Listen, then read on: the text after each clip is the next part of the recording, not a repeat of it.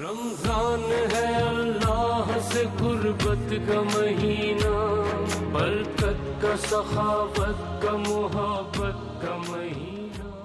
بسم اللہ الرحمن الرحیم۔ ناظرین گرامی قدر، السلام علیکم ورحمۃ اللہ۔ ماہ مبارک رمضان کی مناسبت سے سائٹ ٹی وی کے خصوصی پروگرام حکمت دعا کے ساتھ میں ہوں آپ کا میزبان امجد عباس، اور پروگرام میں ہمارے ساتھ موجود ہیں پاکستان کے معروف دانشور مذہبی اسکالر جناب سید ثاقب اکبر صاحب۔ علامہ صاحب، میں آپ کو پروگرام میں خوش آمدید کہتا ہوں۔ شکریہ جناب۔ ناظرین، جیسے کہ ہم اس پروگرام میں دعا کے مختلف پہلوؤں پر بات کرتے ہیں، اسی طرح آج ہم نے پروگرام میں حکمت دعا کے عنوان کے ذیل میں علامہ اقبال کے جو دعا کے حوالے سے اشعار ہیں، منظوم کلام میں آپ نے دعا کے حوالے سے جو ارشاد فرمایا ہے اس پر بات کریں گے۔ اگرچہ علامہ اقبال نے اپنے خطبات میں بھی دعا پر بات کی ہے، لیکن کیونکہ آپ کے خطبات ایک تو فلسفیانہ پہلو رکھتے ہیں، دوسرا یہ کہ آپ کے خطبات میں جو آپ کے مخاطب ہیں عام طور پہ وہ غیر مسلم ہیں اور ان کی تفہیم بھی مشکل کام ہے، اس لیے ہم نے ان کے خطبات کا انتخاب نہیں کیا۔ آپ کے خطبے جس میں دعا کا ذکر ہے اس سے اقتباسات ابھی ہم آپ کے سامنے پیش نہیں کریں گے، لیکن جو آپ نے اشعار میں دعا کے حوالے سے فرمایا ہے اس میں کئی پہلو ہیں، کئی جہتیں ہیں۔ ایک تو مثلا اس میں یہ ملتا ہے کہ دعا کس امر کے متعلق مانگی جائے، جیسے ان کی ایک معروف دعا ہے جسے علامہ صاحب پیش کریں گے، لب پہ آتی ہے دعا بن کے تمنا میری۔ دوسرا یہ کہ دعا میں کیفیت کیا ہونا چاہیے، اسے بھی علامہ اقبال نے بڑی خوبصورتی سے بیان کیا ہے۔ تو یہ مختلف پہلو آپ کے اشعار میں دعا کے حوالے سے موجود ہیں، اس پر بات کریں گے انشاءاللہ۔ علامہ صاحب، آپ ہمارے ناظرین کو بتائیے کہ علامہ اقبال نے اپنے اشعار میں کس طرح دعا کے حوالے سے گفتگو فرمائی ہے اور کن پہلوؤں کی طرف متوجہ کیے۔ بسم اللہ الرحمن الرحیم۔ قبلہ مفتی صاحب، دعا کے حوالے سے ہماری سرزمین پر چونکہ علامہ اقبال کا ایک بہت ہی اہم ہماری فکری رشد میں اور ہمارے معنوی ارتقاء میں، بلکہ ہمارے سیاسی ارتقاء میں بھی بڑا کردار ہے ان کے کلام کا، ان کی فکر کا، تو میرا خیال یہ ہے کہ آپ نے بڑا اچھا کیا کہ اس موضوع کا انتخاب کیا کہ ہم دعا کے حوالے سے اقبال کے افکار اور نظریات پر بات کریں۔ جو ان کی ریکنسٹرکشن آف ریلیجس تھاٹ میں ایک ان کا خطبہ ہے دعا کے حوالے سے، وہ ٹھیک ہے، اس کا فلسفیانہ پہلو ہے، کچھ عرفانی پہلو ہے، اس میں انہوں نے بات کی ہے، اور وہ جو اپنا خودی کا ایک نظریہ ہے تکمیل ذات کا، اور پھر اپنی پہچان کا، پھر خدا کی جو وحدانیت اور توحید اور اس کا جو تصور ہے وہ بھی اس میں انہوں نے بیان کرنے کی کوشش کی ہے۔ پھر وہ جو وحدت الوجود کا نظریہ ہے اس پہ بھی تھوڑی بہت بات کی ہے۔ وحدت الشہود کی بھی بعض باتیں لوگ اس میں سے اخذ کرتے ہیں، تو بہرحال اپنے حساب سے وہ بھی ایک خاصے کی چیز ہے، عام ہے، قابل استفادہ ہے۔ ممکن ہے کوئی فلسفی یا کوئی عارف اس سے کسی بات سے اتفاق کرے یا نہ کرے، بہرحال وہ ایک الگ موضوع ہے۔ لیکن خود علامہ اقبال کی زندگی میں دعا کا بڑا اثر ہے۔ ان کی ہم دیکھتے ہیں کہ پورے ان کا وجود جو ہے وہ تڑپتا ہوا دعا کا اظہار ہے، یعنی سر تپا خود علامہ اقبال بعض کا دعا معلوم ہوتے ہیں۔ اچھا، اسی طرح سے انہوں نے دعا کے اجتماعی پہلوؤں کو نظر انداز نہیں کیا۔ انہوں نے دعا کے ذریعے سے جو بچوں کی تربیت کرنا تھی، جیسا کہ آپ نے ایک نظم کی طرف اشارہ کیا، اس کو بھی فراموش نہیں کیا۔ اسی طرح دعائیں قبول نہ ہونے کی وجوہات بھی بیان کی۔ اسی طرح سے امت کی زبوں حالی اور اس کا شکوہ جب اپنے پروردگار کے حضور کیا، پھر اس جواب شکوہ میں جو مسلمانوں کو کرنا چاہیے اس کی طرف انہوں نے اشارہ کیا۔ اسی طرح اور بھی کئی دعائیں اور خالص عارفانہ مطالب بھی، چونکہ وہ حضرت مولانا روم کو اپنا مرشد کہتے ہیں، تو ان کی جو دعا کے بارے میں خاص منہج ہے، خاص جو نقطہ نظر ہے، تو وہ بھی کہیں نہ کہیں اس کے بھی آثار اور اثرات اور اس کی بھی جھلک ہمیں علامہ اقبال کے جو ہے پیغام میں ملتی ہے۔ صحیح، یقیناً آپ نے بڑی خوبصورتی سے وضاحت کی۔ میں چاہوں گا کہ چند اشعار کو آپ ہمارے سامنے پیش کیجیے ہمارے ناظرین کے لیے۔ جی مفتی کہ صاحب، علامہ یہ اقبال نے میرا حال کس اسی انداز سے میں بات دعا کر کی ہے۔ لیتے ہیں تھوڑی سی، جی جو بچے ہمارے ہر روز پڑھتے ہیں۔ صحیح، مجھے افسوس سے یہ کہنے دیجئے کہ ایک طرح کا رٹا ہو گیا ہے، جب چیزیں رٹ لی جاتی ہیں نا تو اس کے معنی مفاہیم کی طرف سے عام طور پہ غفلت ہو جاتی ہے۔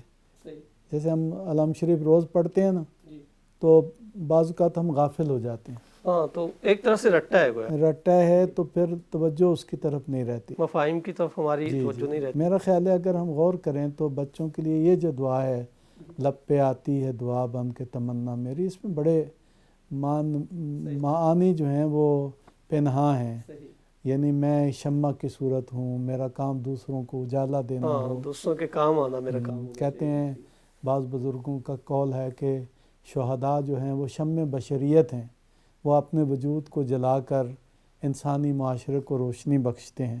تو یہاں علامہ اقبال یعنی بچے کے منہ سے یہ ہو میرا کام، پھر وہ ہو میرا کام غریبوں کی حمایت کرنا، کہ بچے کے ذہن میں یہ چیزیں بٹھا رہے ہیں کہ ہمیں یہ کرنا ہے فیوچر میں، کہ ہمیں کیا کرنا ہے، یعنی جب میں بڑا ہو جاؤں تو مجھے کیا کرنا ہے۔ تو میرا خیال یہ ہے کہ بہت ہی اس کے اندر معنویت بھی موجود ہے، اور اس میں ایک بچے کی تربیت بھی کر رہے ہیں۔ پھر یہ کہ اس کو معاشرے کے اندر کیسا فرد بننا ہے، تو میرا خیال ہے بہت ہی خوبصورت اور بہت ہی آسان پیرائے میں، اور یہاں تک کہ ہمارے بچے کو یاد ہے، صرف ٹھہر کے اور غور کرنا ہے اس پہ۔ اور ہمارے معلمین اور اساتذہ سے میں درخواست کروں گا کہ جب آپ اسمبلی کرتے ہیں، بچوں کو یہ دعا پڑھاتے ہیں، تو کہیں رک کر ٹھہر کر کبھی کبھی ایک دو شعروں کا مطلب بچوں کو بیان کریں۔ کبھی اسمبلی میں بچوں سے کہیں ایک بچہ نظم پڑھے اور ایک بچہ اس کے کچھ مطالب بیان کرے۔ تو میرا خیال ہے ہم زیادہ مؤثر طریقے سے علامہ اقبال کی دعاؤں سے اور خاص طور پہ اس دعا سے اپنے بچوں کی تربیت کر سکتے ہیں۔ بہت خوب، بہت خوب۔ جہاں تک میرے علم میں شاید آج کل اسکولوں میں یہ دعا پڑھنے کا رواج نہیں ہے۔ اسی پروگرام کے توسط سے ہم یہ بھی گزارش کریں گے، اگر اساتذہ دیکھ رہے ہیں، کہ اس دعا کو فراموش نہیں کیا جانا چاہیے۔ اس میں ایک نوجوان کو کیسے ہونا چاہیے، ایک طالب علم کو مستقبل میں کیسے بننا ہے، اس طرف علامہ اقبال نے بڑی خوبصورتی سے اور جیسے آپ نے بیان کیا سلیس انداز سے متوجہ کیا ہے۔ تو ایک آئیڈیل انسان کیسا ہونا چاہیے، اس دعا کے اندر وہ ساری چیزیں مخفی ہیں، اسے جاری رہنا چاہیے، بلکہ اس کی جس طرح آپ نے فرمایا شرح بھی ہونی چاہیے، تھوڑی وضاحت بھی ہونا چاہیے کہ کس طرح ایک نوجوان کو آگے زندگی میں بڑھنا ہے اور دوسروں کے کام آنا ہے۔ یہ چیزیں، یہ اخلاقیات، یہ ہمارے سلیبس سے کم ہوتی جا رہی ہیں۔ صحیح ہے، آپ بیان فرمائیے۔ اچھا، میں وہ ایک اور معروف غزل ہے علامہ اقبال کی۔ علامہ اقبال کی غزلیں عام غزلیں نہیں ہیں، ہاں اس کے اندر بڑی معنویت، روحانیت، اجتماعیت، پاکیزگی، تزکیہ، بیداری، یعنی اور مستقبل کی ساخت اور پرداخت اور اس کے لیے ایک جذبہ پیدا کرنا، یہ ساری چیزیں موجود ہیں، اور اس کو وہ اللہ تعالیٰ کے ساتھ جوڑ کے بندے کو وہ چاہتے ہیں کہ جڑ جائے اس کے ساتھ۔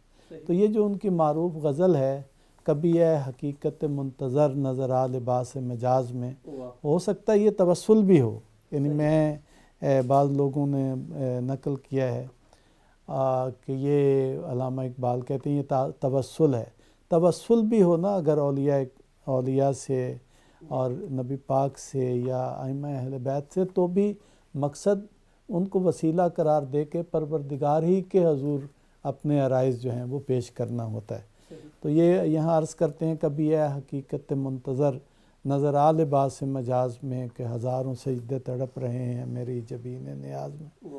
آپ کو پتہ ہے کہ حضرت موسیٰ علیہ السلام نے اللہ تعالیٰ سے درخواست کی کہ مجھے نظر آ، تو وہ ایک انسان کے اندر جو ہے نا تڑپ ہے، حالانکہ کہاں یہ بندہ ناچیز اور کہاں پروردگار کا جمال و جلال، اور اس کی جس کی نہ کوئی حدود ہیں اور نہ اس کی وسعتوں کو کا تصور کیا جا سکتا ہے، لیکن بندہ جب اس کو پانے کی تمنا کرتا ہے تو اس چھوٹے سے دل کے ساتھ اس عظیم ہستی کو پا لینے کی یعنی کا اظہار طریقے سے کرتا ہے، اگرچہ پھر آگے کیا اللہ تعالیٰ کی طرف سے جواب آتا ہے۔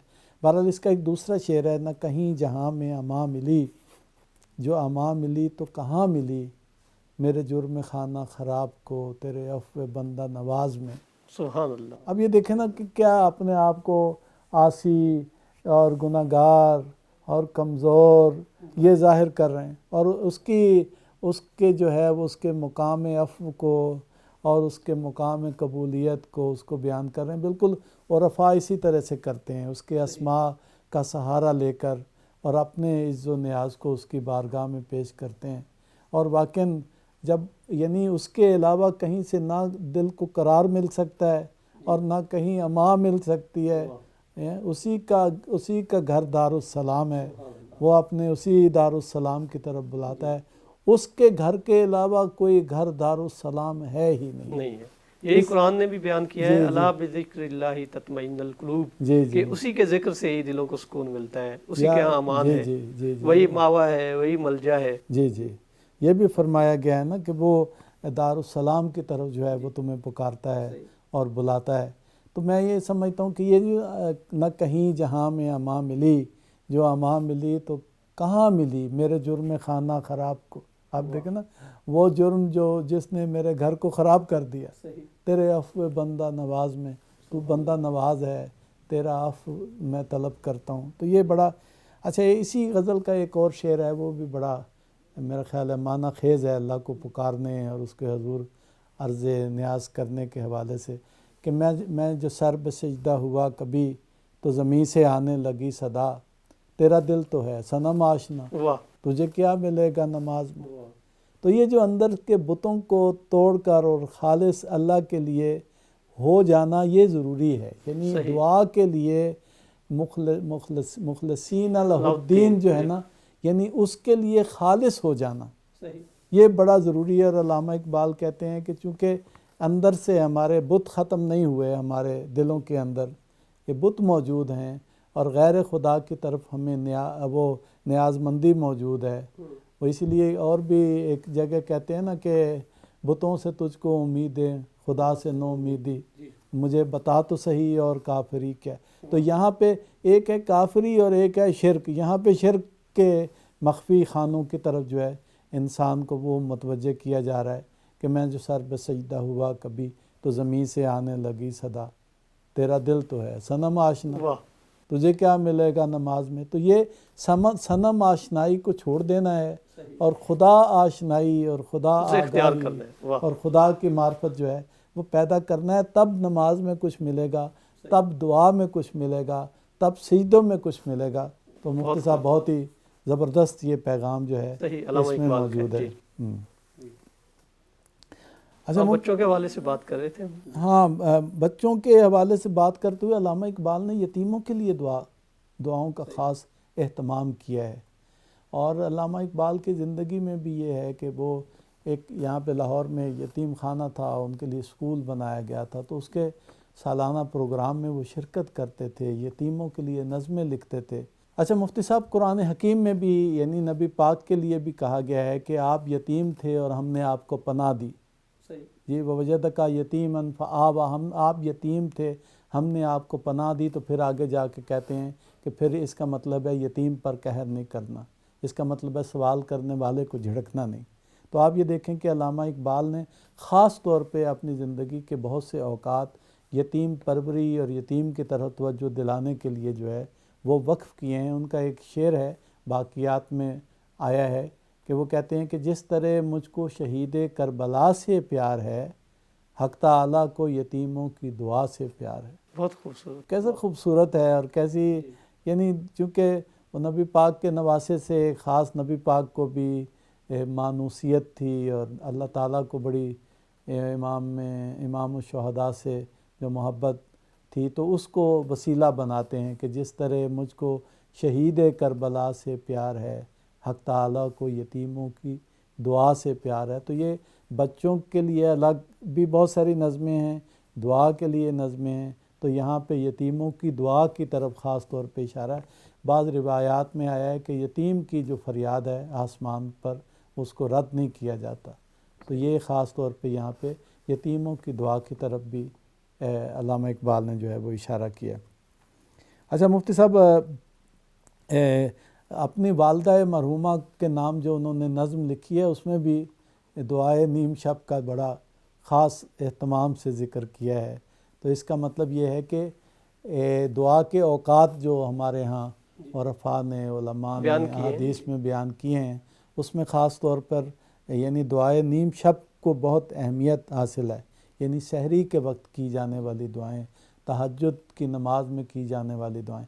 آپ کو پتہ ہے کہ دعائے قنوت جو پڑھی جاتی ہے وہ اس کو بہت ہی اہمیت دی گئی ہے، یعنی اس کے لیے کہا گیا ہے کہ یعنی دو رکعت جو نماز شفع ہے اس میں آپ بے شک دعا نہ کریں، لیکن یہ کہ خاص دعا جو ہے، طویل دعا جو ہے نماز وتر میں جو کہی گئی ہے، تو یہ اس کو دعائے قنوت کہا گیا ہے۔ تو میں یہ سمجھتا ہوں کہ دعائے نیم شب کا خاص اہتمام علامہ اقبال کے ہاں بھی ملتا ہے، اور وہ انہوں نے سحر خیزی کا بھی تذکرہ ان کے اشعار میں ہاں ملتا ہے۔ ان کے خود بھی وہ بڑے سحر خیز تھے اور بڑی سحری کے وقت اٹھ کے تو اللہ کو یاد کرتے تھے، وہ کہتے ہیں بہت یعنی بکا کرتے تھے، یعنی مناجات ان کی مشہور ہیں، سحری کو اٹھ کے خدا کے ہاں رونا، گڑ گڑانا، تضرع جیسے قرآن حکیم میں ہے، تو وہ سحری کے وقت بہت ہی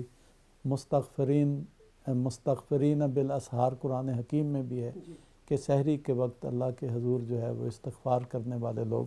تو یہاں والدہ مرحومہ کے حوالے سے وہ ایک شعر ہے ان کا، خاک مرکت پر تری لے کر یہ فریاد آؤں گا، خاک مرکت پر تری لے کر یہ فریاد آؤں گا، اب دعائے نیم شب میں کس کو میں یاد آؤں گا۔ اس کا مطلب ہے انہیں پتہ تھا کہ دعائے نیم شب میں ان کی والدہ جو ہے ان کو یاد کرتی تھی خاص طور پہ۔ اور یہ بھی بڑی اہم بات ہے کہ ماں باپ سے یہ ورثے میں انہوں نے پائی تھی، یعنی سحر خیزی۔ یہی وجہ ہے کہ اب جہاں وہیں سے انہوں نے، یعنی آپ یہ دیکھیں کہ لندن سے والدہ کے نام یہ نظم انہوں نے لکھی ہے، اور لندن ہی کی اپنی سحر خیزی کا ذکر وہ کرتے ہیں جس کی طرف آپ نے اشارہ کیا ہے کہ زمستانی ہوا میں گرچہ تھی شمشیر کی تیزی، نہ چھوٹے مجھ سے لندن میں بھی آداب سحر خیزی۔ تو اس کا مطلب ہے لندن میں بھی وہ سحر خیز تھے، وہاں بھی زمستانی اور انتہائی شدید بدن کو کاٹ دینے والی ٹھنڈی ہوائیں جو ہیں وہ سحری کے وقت جب انسان کے لیے بڑا مشکل ہوتا تھا، لیکن وہ آداب سحر خیزی جو ماں باپ سے انہوں نے اخذ کیے تھے، حاصل کیے تھے، تو وہاں پر بھی ان کے ہاں ہم دیکھتے ہیں کہ وہ باقی رہے۔ زبردست۔ اچھا، چند اور بھی اشعار ان کے دعا کے حوالے سے آپ ہمارے ناظرین کے سامنے پیش کر دیجئے۔ ہاں، میں سمجھ مفتی صاحب ایک جو عرفاء والا مسئلہ ہے نا، ہمارے ہاں روایات میں آیا، حدیث میں، بلکہ حضرت عیسیٰ علیہ السلام کی بھی دعاؤں میں اور ان کے آداب دعا میں یہ چیزیں نقل ہوئی ہیں۔ تو وہ کہتے ہیں کہ اللہ یہ دروازہ جب بندہ کھٹکھٹاتا رہتا ہے تو کسی وقت آخر کار کھل جاتا ہے۔ صحیح، یعنی بار بار اللہ سے دعا کرتے رہنا چاہیے، بار بار کرتے رہنا چاہیے، بارگاہ سے مربوط مایوس نہیں ہونا چاہیے، اللہ کی اس میں کوئی نہ کوئی حکمت جو ہے وہ موجود ہوتی ہے۔ تو وہ کہتے ہیں کہ ایک جگہ پہ کہ افلاک سے آتا ہے نالوں کا جواب آخر۔ واہ، یہ جو آپ فریاد کرتے ہیں، قرآن میں تضرع کا لفظ ہے نا، تو یہاں وہی نالوں کا لفظ استعمال کیا گیا۔ افلاک سے آتا ہے نالوں کا جواب آخر، کرتے ہیں خطاب آخر، کھلتے ہیں حجاب آخر۔ واہ، تو یہ بڑی معنویت اور بڑا یعنی عرفانی پہلو لیے ہوئے صحیح، یعنی جواب آتا ہے۔ علامہ اقبال بھی فرماتے ہیں کہ بار بار یہ دعا کرتے رہیے۔ قرآن بھی کہتا ہے نا، مجھے پکارو تو میں جواب دوں گا۔ صحیح، تو آپ یہ نہ کہیں کہ میں نے ادھر پکارا ہے تو ادھر جواب دے، تو آپ جواب کا انتظار کریں، آپ کا کام پکارنا ہے، جواب دینا اس کا کام ہے، ٹھیک ہے۔ تو وہ ہو سکتا ہے بعض عرفاء نے، اور اس پر بھی کسی پروگرام میں شاید ہم اشارہ کریں، علامہ اقبال کے استاد نے یہ بات کہی ہے کہ اللہ کو یہ پکارنا تمہارا جو ہے بڑا محبوب ہے اور پسند ہے، تمہارا کام ہے پکارنا، تو پھر اس کا کام ہے کہ جواب دینا۔ مایوس ہوئے بغیر انسان جو ہے پکارتا رہے۔ کہتے ہیں افلاک سے آتا ہے نالوں کا جواب آخر، کرتے ہیں خطاب آخر، کھلتے ہیں حجاب آخر۔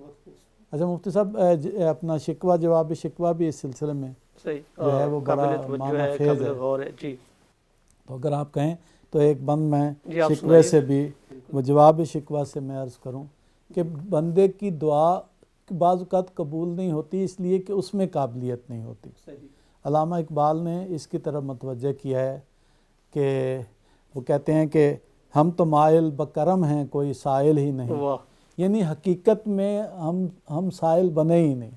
اگر ہم اپنے آپ کو سائل بنا دیں تو وہ مجیب الدعوات ہے، وہ ضرور جواب دیتا ہے۔ سبحان اللہ۔ تو یہاں کہا گیا کہ ہم تو مائل بکرم ہیں، کوئی سائل ہی نہیں، راہ دکھلائیں کسے رہرو منزل ہی نہیں، تربیت عام تو ہے جوہر قابل ہی نہیں، صحیح، جس سے تعمیر ہو آدم کی یہ وہ گل ہی نہیں، واہ، کوئی قابل ہو تو ہم شان کہی دیتے ہیں، ڈھونڈنے والوں کو دنیا بھی نہیں دیتے واہ۔ ہیں۔ تو علامہ اقبال نے یعنی یہ بتایا ہے کہ اصل میں آپ مائل نہیں، آپ رہرو منزل نہیں، آپ منزل سے بھٹکے ہوئے راہی ہیں، آپ منزل کی طرف چل پڑیں، آپ اللہ کو پکاریں، آپ کی طلب جس دن صادق ہوگی اس دن جواب بھی اس کی طرف سے آئے گا، آپ کی کوشش جس دن سچی ہوگی اس دن وہ آپ کو خوش آمدید بھی کہے گا۔ تو اپنے آپ کو اس قابل بنائیں جس سے تعمیر ہو آدم کی یہ وہ گل ہی نہیں۔ تو آدم کی تعمیر کے لیے جیسے مٹی چاہیے تو وہ ظاہر ہے کہ جب آدمی بالکل وہ مٹی بن جائے جیسے ابو تراب والی مٹی ہے، تو میں سمجھتا ہوں کہ میں یہاں پہ ذکر کروں کہ ابو تراب ان کو کہا گیا تو بڑا معنی خیز ہے اس کے اندر، یعنی اس کے اندر جب آپ مٹی ہو جائیں اللہ کے سامنے، اپنی نفی کر دیں، فنا فی اللہ کی منزل پہ پہنچ جائیں اور ہر صنم آشنائی کو ترک کر دیں، تو پھر آپ دیکھیں گے کیسے جواب نہیں آتا۔ تو پھر اسی نے تو یہ دعوت دی ہے، اسی نے پیغام دیا ہے، تو یہ نہیں ہو سکتا کہ پھر پروردگار کی طرف سے جو ہے انسان کو جواب نصیب نہ ہو۔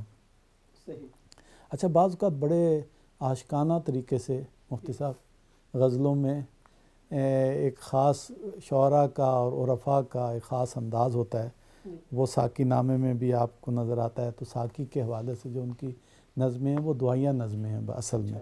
چند شعر میں اگر آپ اجازت دیں تو وہ کہتے ہیں کہ لا پھر ایک بار وہی باد و جام ہے ساکی، یہ اللہ کو پکار رہے ہیں، یعنی اور جو ہماری اس وقت مسلمانوں کی ذلت اور وہ پسماندگی ہے اس کو دفع کرنے کے لیے آپ یہ دیکھیں نا، ان کی روح کتنی عظیم ہے، اپنے لیے نہیں پوری قوم کے لیے، پوری امت کے لیے، پوری انسانیت کا درد ان کے دل میں، اس کا احیاء کرنے کے لیے وہ اللہ تعالیٰ کے لیے کہ حضور دعا کر رہے ہیں۔ لا پھر ایک بار وہی باد و جام ایسا کی، ہاتھ آ جائے مجھے میرا مقام ایسا کی، 300 سال سے ہیں ہند کے میخانے بند، اب مناسب ہے تیرا فیض ہو عام ایسا کی۔ بہت خوبصورت، بہت خوبصورت علامہ صاحب، بہت شکریہ، آپ نے بڑے خوبصورت انداز سے ہمارے ناظرین کو علامہ اقبال کے اشعار بیان کیے، سنائے، اور میں بھی توقع کروں گا کہ ناظرین کو بالخصوص نوجوانوں کو لب پہ آتی ہے دعا بن کے تمنا میری، اس کا مطالعہ کرنا چاہیے۔ ناظرین گرامی قدر، ہمارے پروگرام کا وقت ختم ہوا چاہتا ہے۔